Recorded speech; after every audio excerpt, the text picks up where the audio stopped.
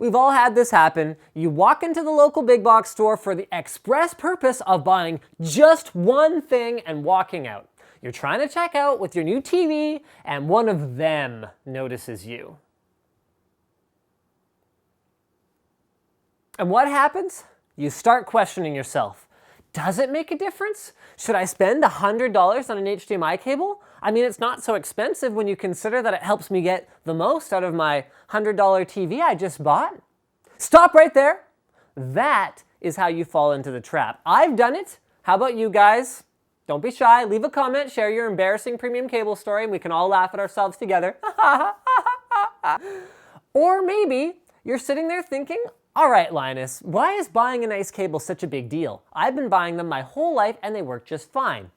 You're right, they do. And honestly, there was a time not that long ago when they actually made a difference, particularly over longer distances. The gauge of the copper or the thickness of the wires inside a cable has a noticeable impact on the signal quality, which for analog interfaces directly affects quality.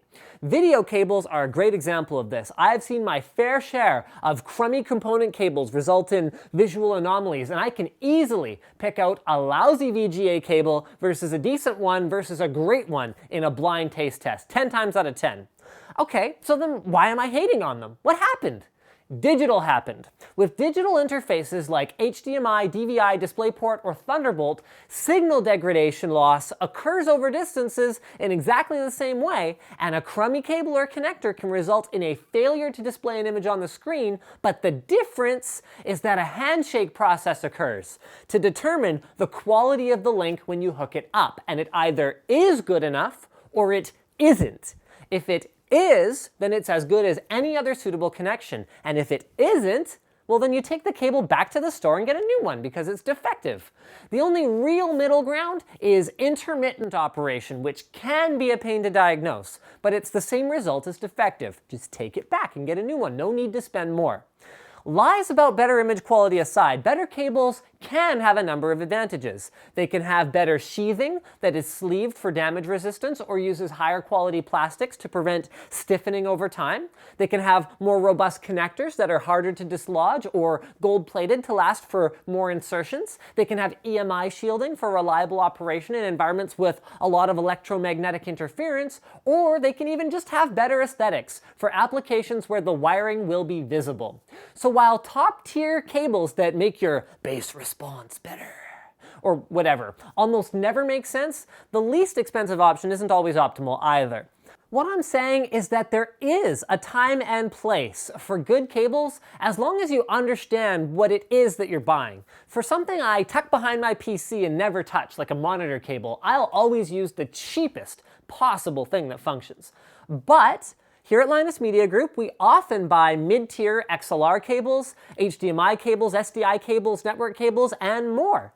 When something is going to be moved around and subjected to the rigors of a busy environment, it's worth it, especially for professional use where an intermittent connection is just plain not good enough and 10 minutes of downtime costs more than a bunch of stupid fancy cables in the first place. But with that said, if a friend starts trying to sell you exotic silver cables or like FireWire and USB cables that claim to operate at speeds faster than the rated specification of the interfaces that they connect to, you will need one of these.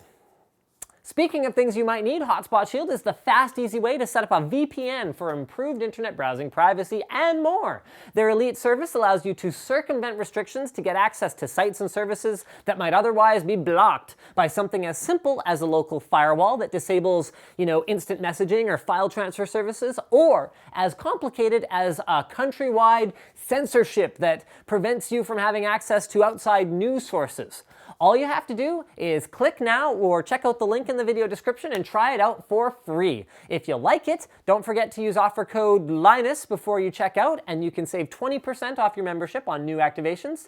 And I think that's pretty much it. Thanks Hotspot Shield for sponsoring today's episode as fast as possible. Guys, thank you for watching. Like and share this video if you liked it. Dislike it if you disliked it. We do value your feedback. Don't forget to leave a comment with your expensive cable stories. If you guys forgot before, you were so engrossed by the magnificence of this video that you didn't think to do it at the time, you can leave a comment now because the video is pretty much over.